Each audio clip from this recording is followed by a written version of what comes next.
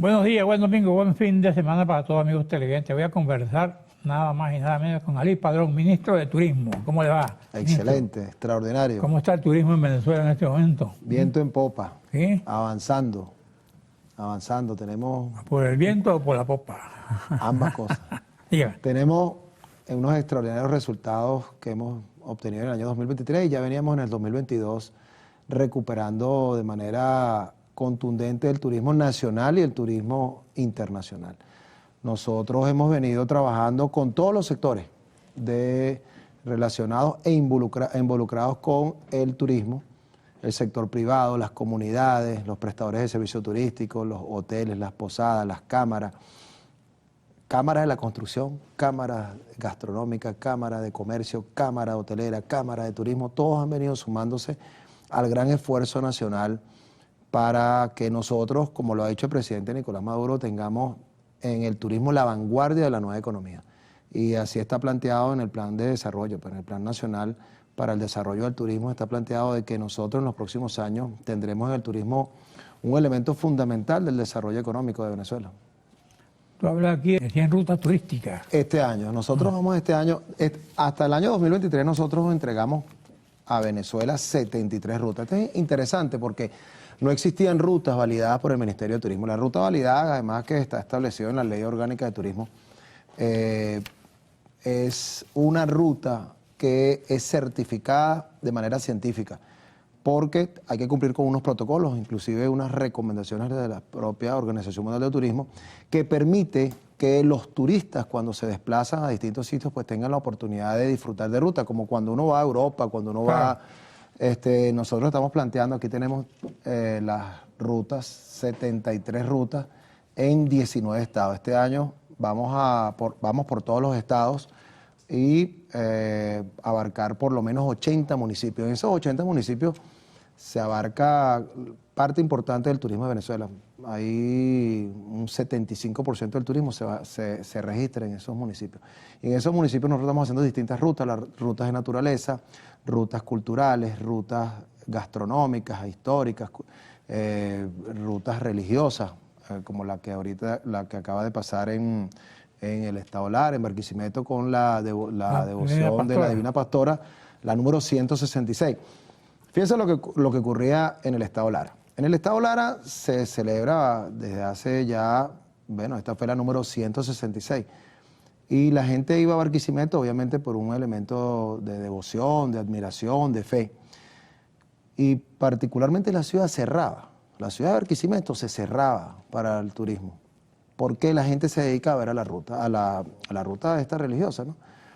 Y se perdía la gran oportunidad de que los turistas y los visitantes de Barquisimeto y del Estado Lara pudieran hacer distintas actividades a propósito de su visita.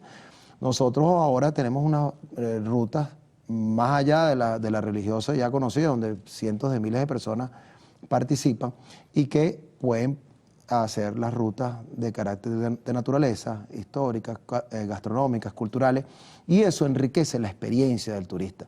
Y además deja recursos en las comunidades, el turista se queda más tiempo. Fíjense, a partir del año 2022, nosotros establecimos a través de todos los involucrados en el turismo en el Estado Lara, la importancia de que Barquisimeto en particular estuviera abierta para los turistas, los centros comerciales, los restaurantes, porque ¿qué era lo que pasaba? Se cerraba para dedicárselo a la devoción de la Divina Pastora y bueno, contrariamente los resultados en términos del aprovechamiento de los turistas pues no era el esperado. Tanto el año 2023 como este año 2024 pues tuvimos unos resultados extraordinarios. En ese esquema, ¿cómo está Falcón y los médanos de Coro? Falcón, fíjate, en el estado Falcón tenemos 3 rutas validadas. Ayer en estos días conversaba yo con las cámaras, con el sector turismo del Estado Nueva Esparta, y el Estado Nueva Esparta tiene una, ¿no? Quiero hacer una comparación. Y yo le decía a ellos, bueno, ¿cómo es posible que nosotros tengamos una sola ruta en el Estado Nueva Esparta, teniendo el Estado Nueva Esparta tantas experiencias, tanta actividad, no solamente de sol y playa, sino de senderismo, de naturaleza, gastronómica, etcétera? Hay que trabajar muchísimo, muchísimo para que nosotros llenemos a Venezuela de rutas que sean rutas sustentables y rutas sostenibles. El Estado Falcón tiene 3 rutas.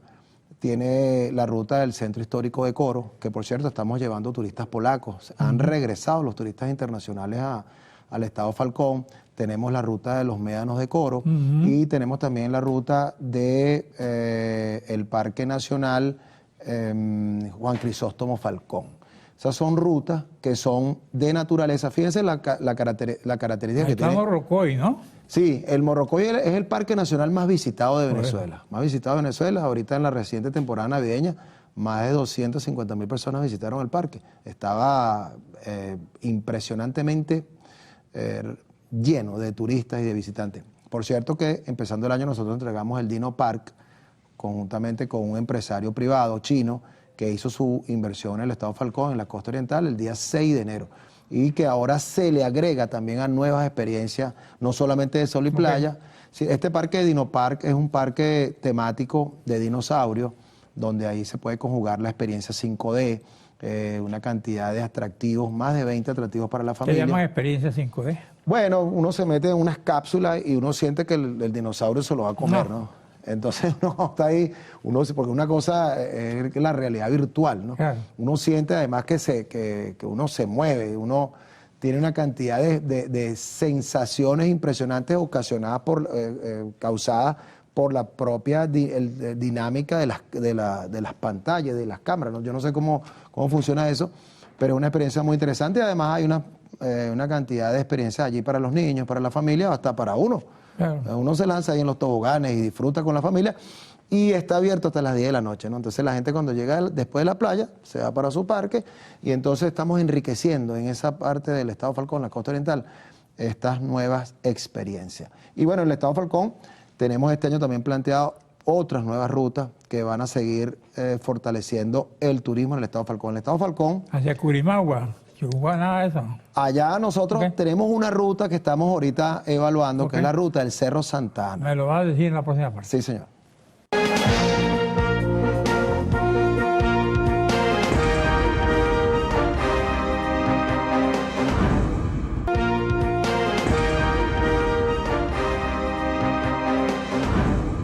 Bueno, mi conversación es con Ali Padrón, ministro de Turismo. Adelante, ministro. Sí, bueno, muy emocionado. Yo quería mostrar, si usted me lo permite. Adelante, claro. Mire, esta lámina que está aquí, ¿no? Esta es la lámina de las llegadas internacionales. Vean, creo que vean esta lámina, ¿no? Esta lámina es contundente, ¿no?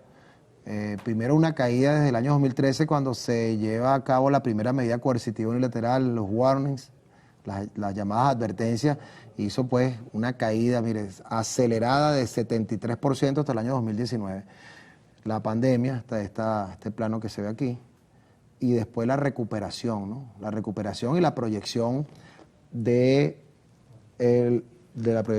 las llegadas internacionales para el año 2024. 656.000 personas arribaron a Venezuela en el año 2022 y 1.258.000 ahorita el año 2023 para un crecimiento de 92%. Esto tiene que ver con una recuperación de la imagen de Venezuela. Este año han visitado, o mejor dicho, el año pasado, visitaron Venezuela más de 140 influencers con cientos de miles de seguidores y millones de seguidores, muchos de ellos, de Brasil, del Reino Unido, de España, de Argentina, de Colombia, de Azerbaiyán, de Kuwait, de Qatar, una cantidad importante de países que están viendo ahora a Venezuela como una gran oportunidad para... ¿Se siente seguro en Venezuela? Sí, fíjense, yo quería mostrar, nosotros hicimos una encuesta, sí, muy seguro. Sí. Fíjense lo que ellos dicen, todos dicen, prácticamente todos, que lo primero que ellos escuchan de Venezuela es que Venezuela es inseguro, que Venezuela no se puede hacer turismo, que Venezuela es una cantidad de patrañas allí, propias de una imagen creada por una campaña mediática global de linchamiento durante muchísimos años. Bueno, y eso está ahí. Y además aderezado con algunos venezolanos, muchos de ellos viven en el exterior, hablando tonterías de Venezuela. Bueno, fíjense, cuando uno le pregunta a los turistas sobre lo que ellos consideran que son los problemas del sector turismo, nosotros llevamos a cabo 4 encuestas el año pasado. Y el tema de seguridad no es tocado por los turistas. Los turistas refieren que los problemas con los cuales ellos se pueden enfrentar son temas de combustible, de baños públicos, del tema del ornato, de alcabalas, cualquier cosa. Pero de temas de seguridad, no, en los primeros 10 ítems no está el tema de la seguridad. Y lo que más importante, los turistas internacionales, nosotros hemos tenido una tasa prácticamente de cero en referencia a las incidencias que pudo haber habido durante el año con turistas polacos, con turistas rusos, con turistas colombianos, con turistas de Brasil, con turistas del mundo entero. Las incidencias son prácticamente cero. Entonces esa mediática que se creó, pues obviamente los propios influencers nos han venido aportando su granito de arena cuando ellos manifiestan, oye, pero yo escuché cosas terribles de Venezuela, pero lo que yo estoy viviendo y lo que yo estoy disfrutando es otra cosa. Entonces tú ves estos influencers que en vez de quedarse una semana se quedan 3, se quedan un mes o se quedan a vivir. O establecen aquí, se establecen aquí durante varios meses una española, un inglés, un japonés, un brasileño. Okay. Y tienen donde quedarse, hoteles, hay infraestructura. Claro, nosotros tenemos una infraestructura extraordinaria, nosotros tenemos una infraestructura que se construyó en los últimos años, gracias a los créditos turísticos también que creó el presidente Chávez, que se hicieron una cantidad de posadas. Okay. Y actualmente también existen una cantidad de posadas y hoteles que se están haciendo. Claro. El Eurobuilding que se acaba de inaugurar, por ejemplo, en Lechería, los hoteles que se han inaugurado en el estado Mérida, en el propio estado Nueva Esparta. Okay. Aquí veo que el ministro Elías Padrón proyecta para 2024 cerca de 1.500.000 turistas internacionales. Sí, esa es la proyección. La proyección que nosotros tenemos es esta que está aquí, ya la había mostrado. Aquí la vemos, ¿no? Aquí lo vemos, ¿no? La proyección está allí, 1.562.000. Allí se ve el número claramente. Okay. Y esa es una proyección que vamos a lograr sin ningún problema. Nosotros hemos venido incrementando, Carlos, discúlpame, la conectividad internacional. La conectividad internacional y además la apertura de la frontera. Nosotros estamos recibiendo una cantidad importante de turistas colombianos que están colmando los espacios del estado Táchira, el estado Mérida. Yo estuve el fin de año en el estado Mérida, en el estado Táchira, y pude apreciar una cantidad de vehículos que han venido visitando el estado Táchira, inclusive en Falcón, que estuve yo a principios de año, una cantidad de vehículos colombianos. Los colombianos se están viniendo a Venezuela a disfrutar de los espacios, además que les sale mucho más económico que Colombia. Y ellos manifiestan que, bueno, les ha parecido extraordinario la misma historia. Oye, nosotros escuchamos cualquier cantidad de cosas y resulta que estamos teniendo unos momentos bien agradables aquí en Venezuela con nuestros hermanos venezolanos, las playas, las montañas, el sistema teleférico. El sistema teleférico, los turistas que más visitaron internacionales, que más visitaron el sistema teleférico de Mérida fueron colombianos, rusos, polacos, españoles, pero colombianos. Entonces eso nos está dando una... ¿Y los venezolanos no? No, los venezolanos. Mira, nosotros tenemos... te voy a mostrar aquí los datos de los teleféricos. Nosotros hemos venido avanzando con los teleféricos de una manera sostenida que permite que además... Fíjate, aquí están los sistemas teleféricos, ¿no? Aquí está el sistema teleférico Mucumbarí, el Guaraíra Repano. La proyección para este año es 434.000 personas. El año pasado nosotros atendimos a 334.000 personas. Pero además, el 12% de las personas que visitaron los teleféricos es turismo social. Es gente que no pagó nada. Es gente que nosotros abordamos en las comunidades, en las escuelas, y que nosotros, por una instrucción de presidentes, estamos atendiendo. Es la gente que, bueno, que si no es así, a lo mejor se le hace difícil subir a los teleféricos, porque el teleférico tiene su tarifa. Y nosotros los abordamos todos los jueves, Carlos. Atendemos a miles de personas en los dos teleféricos para que, bueno, también el pueblo nuestro disfrute de esas instalaciones extraordinarias. Se puede disfrutar del Ávila sin problema. Sin problema, absolutamente sin ningún tipo de problema.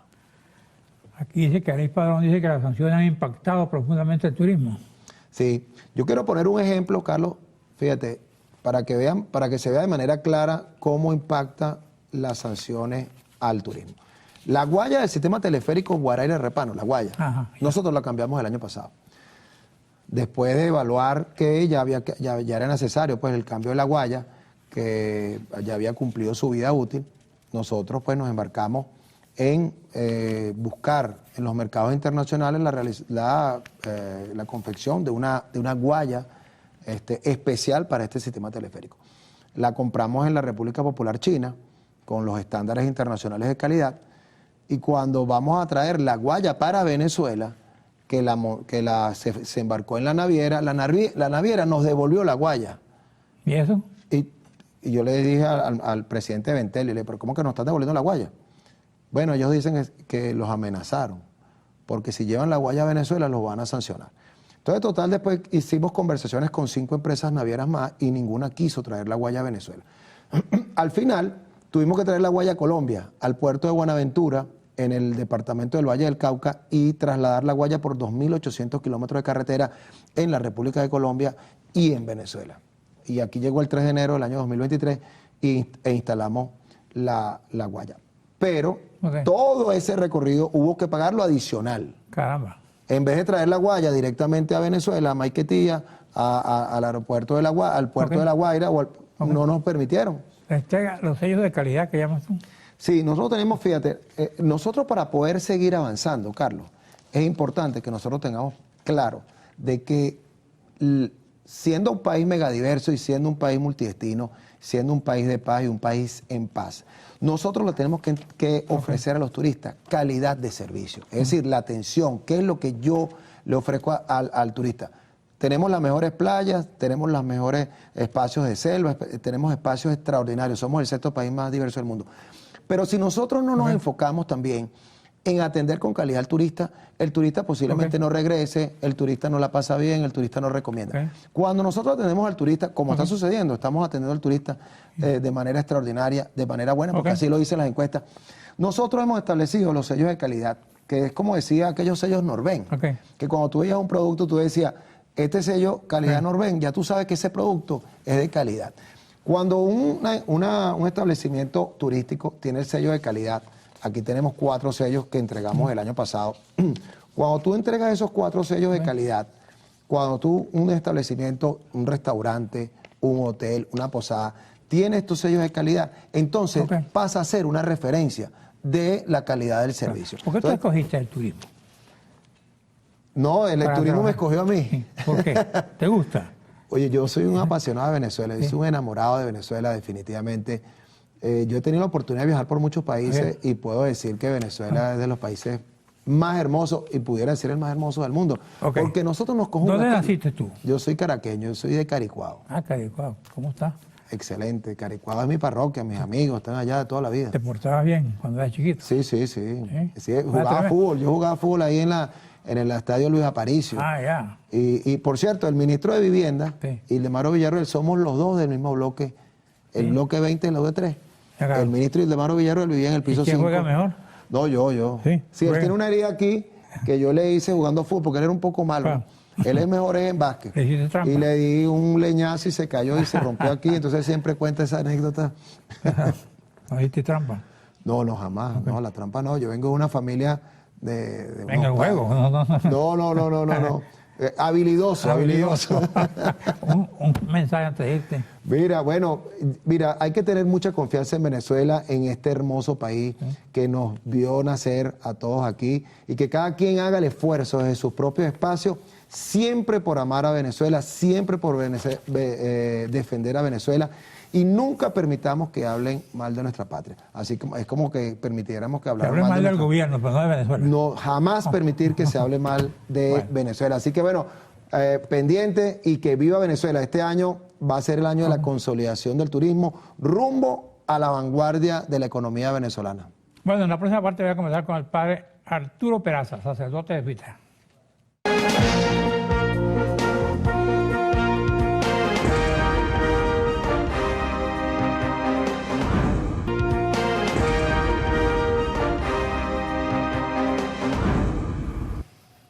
Bueno, ahora voy a conversar con el padre Arturo Peraza, sacerdote jesuita, rector de la Universidad Católica Andrés Bello, UCAP. ¿Cómo está? ¿Qué tal, Carlos? Qué bueno estar de nuevo de regreso en tu programa. ¿Cómo les fue en su año nuevo y Navidad? Adiós, gracias bien. Yo creo que además tratando de pensar qué significa en el contexto venezolano Año Nuevo, cómo pensarnos que el país efectivamente puede entrar en una vida nueva, en esa lógica de una vida nueva, un momento nuevo y que nos puede ir abriendo puertas a ese horizonte. Aquí dice que aquí proponen destinar 30% del IVA a recuperar el sistema educativo venezolano.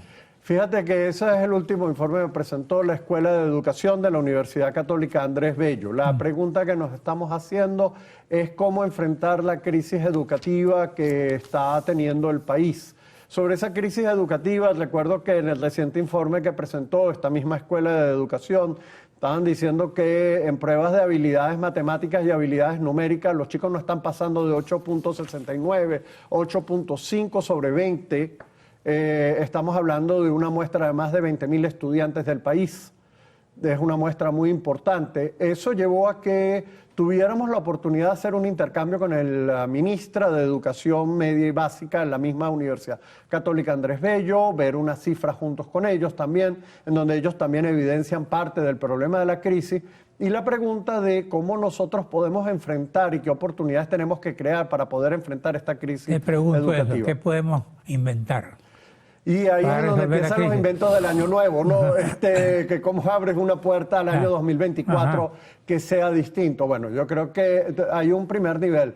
Tú tienes que trabajar el tema del fortalecimiento del personal docente. Claro que esto pasa por el tema salarial del personal docente, pero también pasa por promover entre los chicos la vocación docente. Tú estás necesitando más de 200.000 nuevos docentes en el país y no estás formando más de 1.000. Hay un desgano. Y, claro, y entre otras Hay un cosas... desgano estudiantil. pero, bueno, digamos que ha habido una baja de la matrícula general en las universidades. ¿Por qué? Públicas y privadas. ¿Por qué? Yo creo que muchos de los chicos se han visto obligados a insertarse en el mundo laboral de manera muy importante. El tema migratorio sigue ocurriendo en el contexto país, no en los términos tan duros y alarmantes que ocurrieron en el año 2021, 22, pero sigue habiendo ese cuerpo migratorio y los chicos no consiguen que la universidad pueda hacer una respuesta efectiva para insertarse en el mundo laboral de una manera eficiente y por tanto las universidades tienen que repreguntarse qué cosas tenemos que hacer para capturar el imaginario de los jóvenes y abrir nuevos juegos de oportunidades que efectivamente les abran puertas. En el caso de la Católica, ¿qué tenemos que hacer? Mira, nosotros hemos abierto esta línea, por ejemplo, de las academias que ha sido muy interesante, Academia de Gastronomía, Academia de eSport, Academia de Moda, estamos por abrir una academia de diseño, son carreras o estudios mucho más cortos de certificación, pero que le da la oportunidad a los jóvenes de poder estudiar desde los elementos básicos de lo que requieren para elaborar una habilidad o una competencia, sea moda, sea gastronomía o sea el mismo ámbito del eSport y diseño de juegos electrónicos, pero junto con eso tú les das un abordaje teórico Y no te suficientemente amplio. y no te afecta eso lo tradicional de la educación. Mira, nosotros nos hemos mantenido en las carreras, quisiéramos crecer, le hemos propuesto al Ministerio de Educación un conjunto de nuevas oportunidades que pensamos que la línea de la diversificación puede hacer que carreras más cortas, incluso carreras de técnico superior, con la posibilidad después de sacar las licencias, puedan ser caminos a través de los cuales los muchachos puedan ampliar sus horizontes. ¿Y qué ha pasado ahí? Bueno, estamos en ese diálogo con el Ministerio de Educación, eso es un proceso. Avanza. Lento. detiene. Me encantaría que avanzáramos mucho más rápidamente, sin duda. ¿Por qué? No avanza. Ya te digo, creo que a veces en el ámbito de la comprensión de la cantidad de documentos, requisitos que te van poniendo para tú poder avanzar en este trabajo, pues hay un mecanismo de ajuste entre las universidades y el Ministerio de Educación que todavía no hemos logrado. Estamos trabajando, creo, en esa dirección para lograr ese ajuste que necesitamos, pero necesitamos prisa y en ese sentido necesitamos poder ofertar lo más pronto posible mayor diversidad de carreras a los muchachos. Tú estás hablando de muchas carreras. Y fíjate, por ejemplo, el ámbito de ciencias de la salud, que no necesariamente es medicina solamente. No. Es que justamente ese es el problema. Creo que nos cerramos solamente en las carreras naturalmente tradicionales. Cuando tú tienes una cantidad de oportunidades, por ejemplo, todo lo que es el mundo de la imagenología y radiología, que es un ámbito profesional y técnico. Entonces tú necesitas trabajar ese ámbito. Todo el ámbito terapéutico, que es importantísimo en este momento en el país y que nosotros llevamos más de 20 años desarrollando a través del Centro Santa Inés, en la Universidad Católica Andrés Bello. No estamos hablando de un ejercicio del cual no sabemos, sino que tenemos más de 20 años trabajando en ambas áreas, las áreas de enfermería, las áreas de farmacia. También quisiéramos poder recuperar, poder abrir y poder emplear esos horizontes. Así hicimos, por ejemplo, en la carrera de arquitectura, que la recuperamos. y que la hemos abierto y hemos sido muy exitosos. Quisiéramos voltearnos sobre el ámbito de educación, porque volvamos al punto donde iniciamos. ¿Cómo abrir una carrera de educación en donde tú le reconoces al muchacho lo que ha hecho en los distintos pregrados, le hace ingeniería, administración, economía, derecho, y tú le puedes decir, mira, yo con 3, 4 semestres más te doy una doble titulación que te habilita para poder dar y formarte como educador también, y esto nos puede abrir oportunidades en Venezuela? ¿Y eso está en avance o está en detenido? Por ahora estamos en el proceso de creación de ese tipo de proyectos y ese tipo de ideas. ¿De quién depende? Depende del Ministerio de Educación, depende de un proceso de entendimiento con el Ministerio de ¿Hay Educación interés en el Superior. Ministerio de Educación en que eso se realice? Yo creo que es un problema que vamos a tener que ir testeando en el camino. No te podría decir en este momento ni sí directamente ni no. Creo que es un problema que tenemos que ir testeando si efectivamente podemos abrir esas rutas. Pero debo decir, ha sido muy interesante la presencia, por ejemplo, de la ministra de Educación de básica y media, y que ellos estén abriendo oportunidades de diálogo con la universidad, con este conjunto de propuestas que tú acabaste de decir. Bueno, ¿qué porcentaje del Producto Interno Bruto o eventualmente de un tipo de impuesto, tipo impositivo que se genere en el país ayudaría a la recuperación material de las escuelas, ayudaría a la recuperación de formación de docentes, ayudaría a la recuperación del salario? Ok, vamos a un receso, regresamos. ¿No?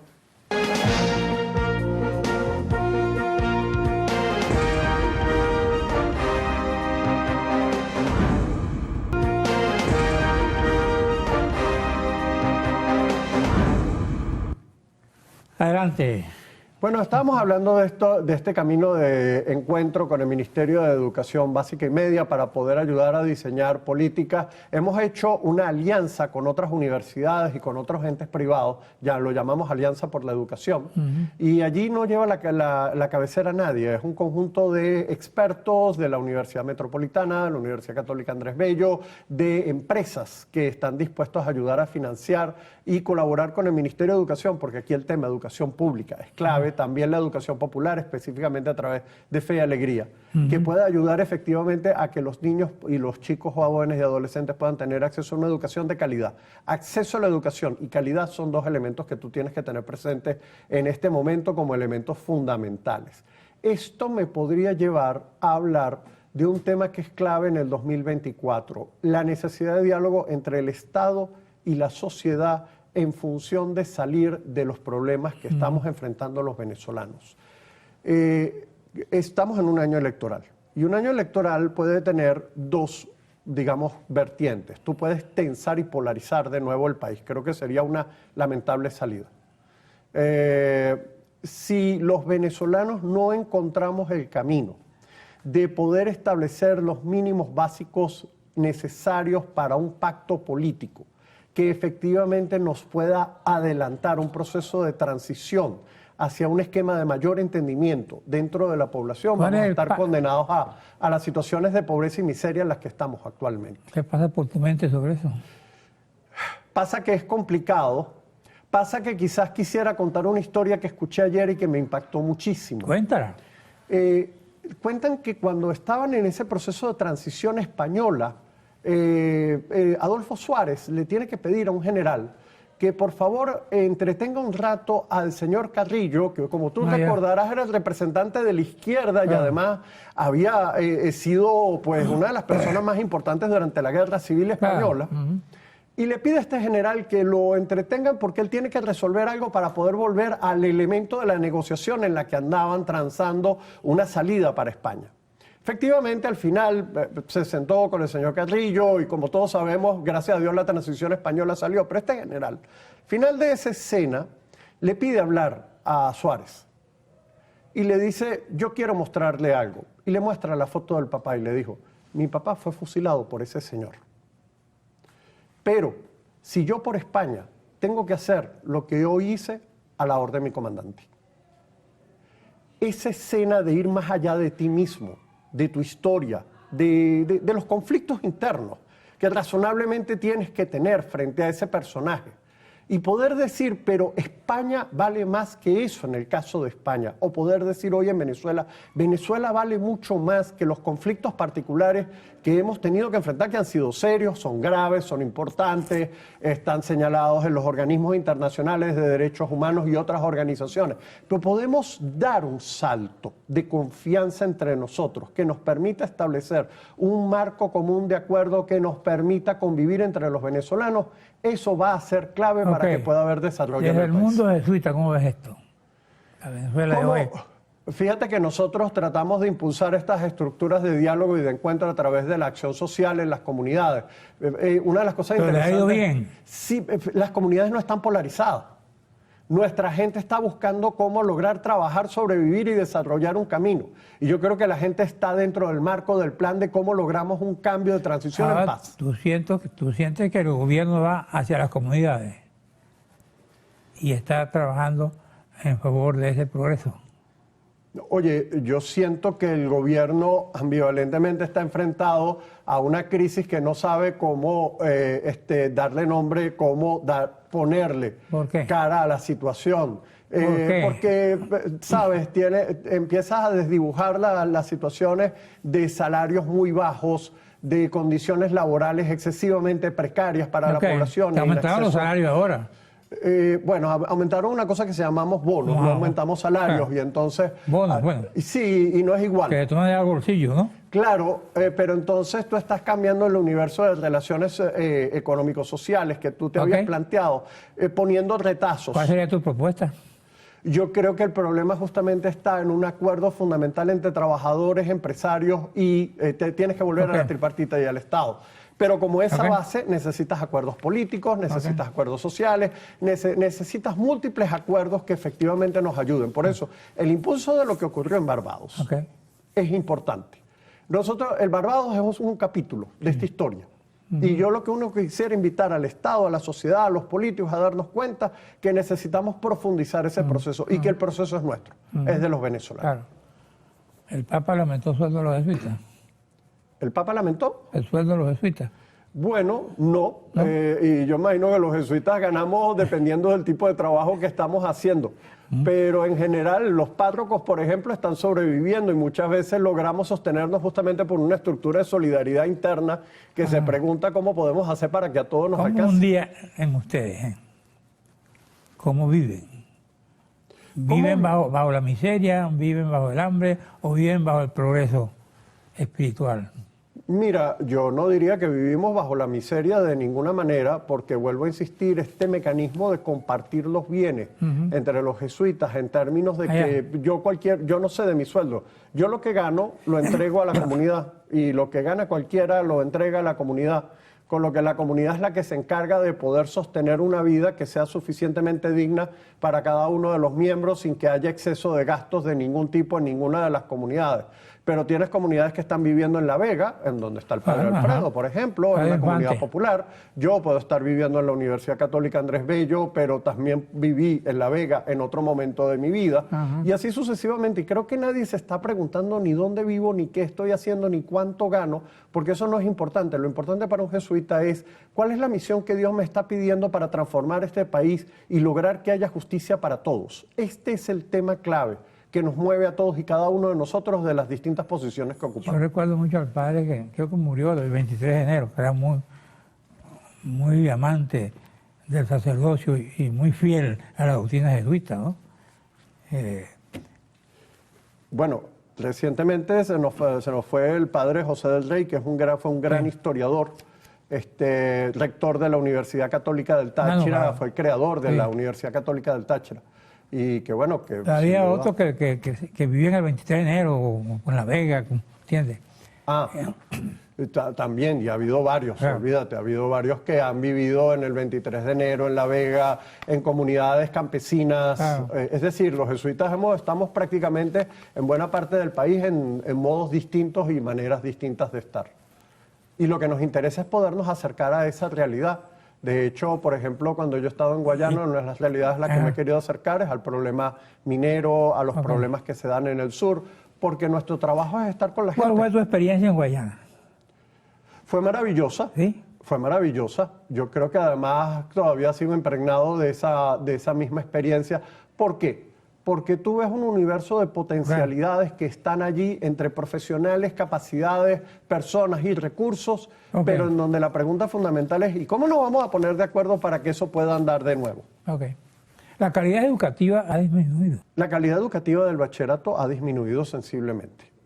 Aquí volvemos de nuevo a lo que, por ejemplo, revelaba el Sexcel. Claro. Cuando tú tienes chicos que están en 8.9, 8.4 de promedio, es importante darte cuenta que tienes un problema. Nosotros hemos propuesto como una alternativa, por ejemplo, un curso propedéutico a los colegios. Y hay un montón de chicos que se han inscrito porque creo que han descubierto un tema importante. Okay. Tengo falencias, tengo problemas y necesito llenar esos huecos. Eso es importante. Un mensaje ya para despedirte. Yo lo que diría es que el 2024 está en nuestra mano de los venezolanos, en la medida que como sociedad civil sigamos convencidos que tenemos que construir una alternativa en donde todos quepamos, creo que podremos avanzar hacia adelante como venezolanos. Y es lo que desearía para todos y cada uno en este año nuevo. Bueno, gracias. Y muchísimas gracias a ti, Carlos, y que Dios nos acompañe. Gracias a usted, amigos televidentes. En la primera parte voy a conversar con Jaime Torres.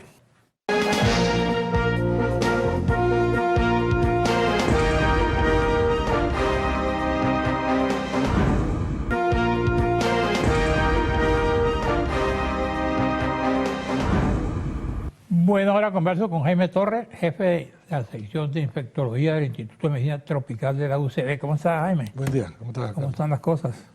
¿Cómo Activa. está la situación epidemiológica en Venezuela en este momento? Siempre movida, ¿Sí? ¿Por qué?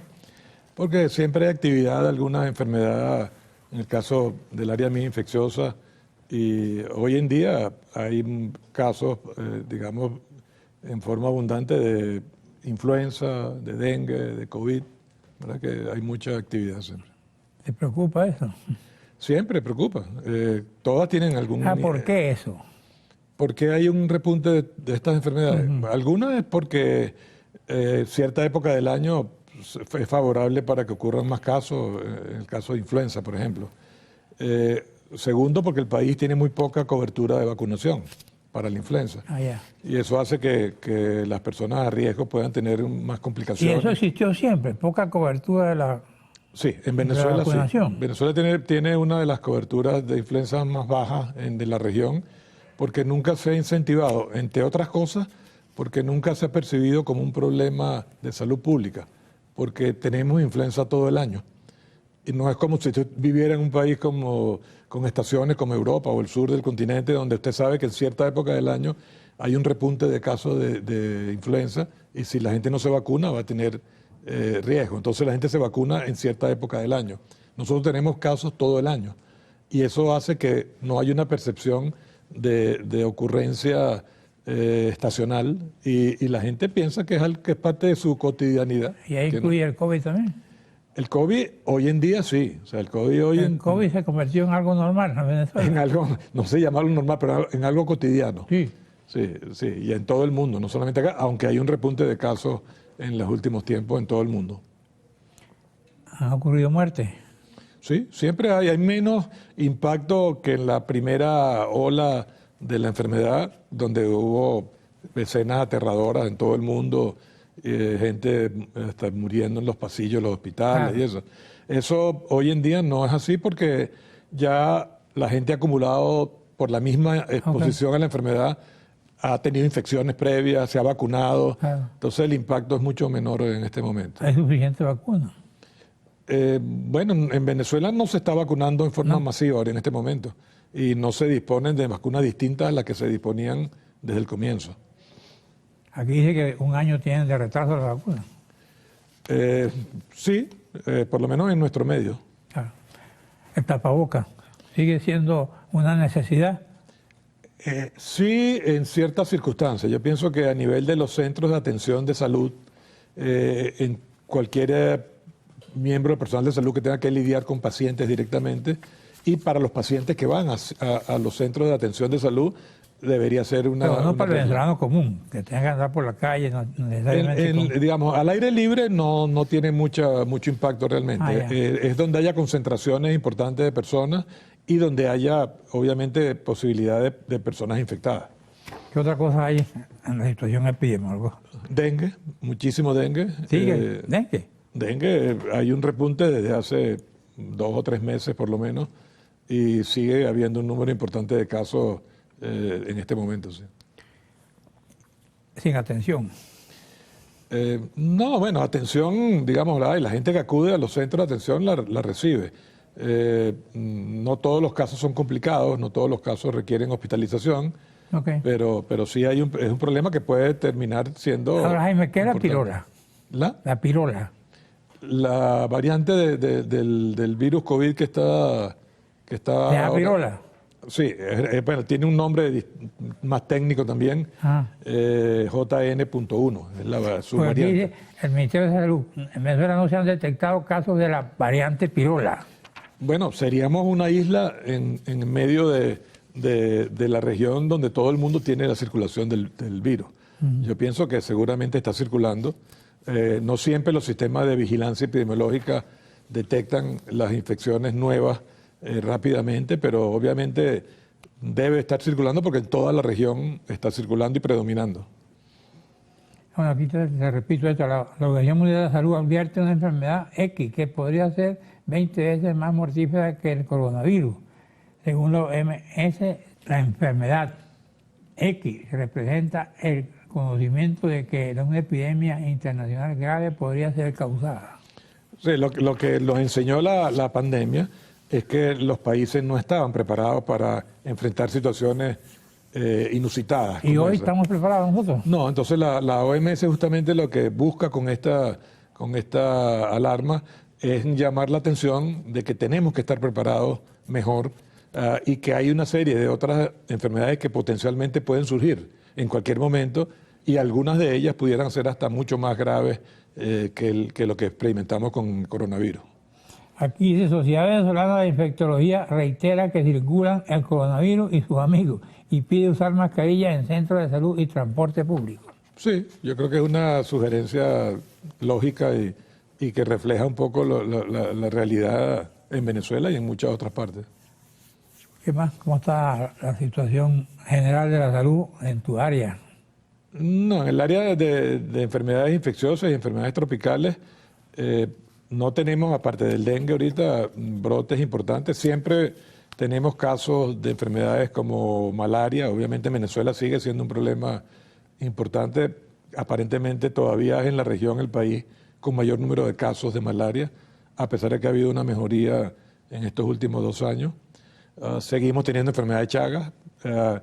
A veces tenemos brotes de la enfermedad asociados a la ingestión por vía oral, o sea, a alimentos contaminados con el contenido intestinal de los chipos, de los vectores, que pueden transmitirse por vía oral también entonces, y eso ocurre regularmente, ¿no? También ha aumentado, según la Academia Nacional de Medicina, la enfermedad respiratoria. Sí, bueno, es la época de frío, que no ha sido tan frío este año. Siempre las infecciones respiratorias aumentan y también ha habido un fenómeno a nivel mundial donde después de todas el distanciamiento social que se hizo durante la pandemia, la gente ahora está expuesta a cosas a las que no habían estado expuestas en estos 3 años y hay muchos más casos de esas infecciones respiratorias. ¿Qué otro problema observas tú en tu área y en la salud venezolana? No, el problema de la salud venezolana creo yo que sigue siendo un problema de mejorar la capacidad de respuesta a nivel del sistema público, mejorar obviamente las condiciones de trabajo del personal de salud. Los hospitales. De los las hospitales clínicas. en general y ambulatorios, y quizás también reforzar la vigilancia epidemiológica. O sea, todas estas cosas que advierte la OMS es para estimular que los países tengan una vigilancia epidemiológica que permita detectar precozmente cualquier amenaza. Tengo entendido que el gobierno ha abierto centros ambulatorios, muchos, ¿o no? Yo no tengo la información, es posible que sí. Siempre hay necesidad el país todavía tiene un déficit de atención médica y de personal de salud. Y obviamente todas esas iniciativas son bien vistas, ¿no? Pues aquí lo que están pidiendo que publiquen los datos ante el alza de enfermedades respiratorias. No la están publicando tampoco. No, tenemos ya más de 6, creo que ya llevamos para los 8 años, donde no se dispone a nivel público de la información epidemiológica del país. De manera que lo que nos enteramos es por vías indirectas o por lo que las autoridades de salud nacionales tienen que reportar a fin de año a los organismos internacionales, como la Organización Panamericana de la Salud. Pero el día a día no lo tenemos y eso es importante porque el personal de salud no tiene entonces conocimiento exacto de qué es lo que está ocurriendo, ni sabe qué medidas tomar en un momento dado. Háblame a la gente de tus consejos para mantenerse sano en esta época.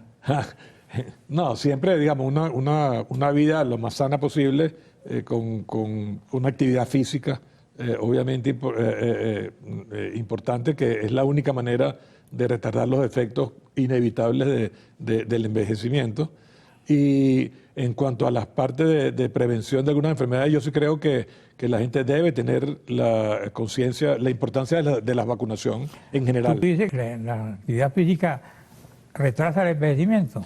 Es hasta ahora la única cosa que se ha demostrado que favorece y enlentece los efectos del envejecimiento es una buena actividad física. ¿Tú haces actividad física? Sí, trato de hacerlo en lo posible. Sí. ¿Cuántos años tienes? ¿Ya? ¿Perdón? ¿Cuántos años tienes ya? No, ya pasó de los 70 ya. Ah, por eso, pero sigue haciendo actividad. Sí, de hecho hago algo de bicicleta, camino. Antes trotaba bastante. ¿No sube cerro? No me atrae. Creo que además el cerro tiene el problema de que te puede afectar siempre las articulaciones de la rodilla. Y uno paga un precio. Cuando uno exagera con algunas actividades de ejercicio, también tiene su costo. Y de lesiones, de achaques que pueden ocurrir por eso mismo, ¿no? Tú no te has caído. No. Bueno, mensaje. ¿No? Sigamos, digamos, atentos a las recomendaciones de los expertos y de la autoridad de salud. Y yo sí creo que el uso de tapabocas, de un tapaboca efectivo, no de cualquier tapaboca, sino ¿Cuál es el tapaboca efectivo? Para enfermedades respiratorias virales, básicamente lo que todo el mundo ya conoce con el nombre Estos tapabocas, por ejemplo. No, esos son buenos. ¿Eso no sirve? Esos son buenos para que aparezca en la televisión. ¿Los votos? ¿Ah? Sí, no son tan efectivos. ¿Cuál es el tapaboca más efectivo? Los que tienen una calidad que se llama N95. Ah, N95. N95 es que filtran el 95% de todas las partículas presentes en el aire. ¿Y estos no son N95? Son... No, esos son tapabocas quirúrgicos. Esos fueron diseñados para evitar que las secreciones o partículas cayeran sobre los pacientes cuando están manipulándose. ¿Recomienda que no usen estos tapabocas? Puede usarlo como yoyo, si no tiene yoyo, pero no tiene mucho impacto realmente. Bueno, entre yoyo y yayo. Gracias. Gracias a ustedes, amigos televidentes. Nos veremos aquí el próximo domingo a esta misma hora.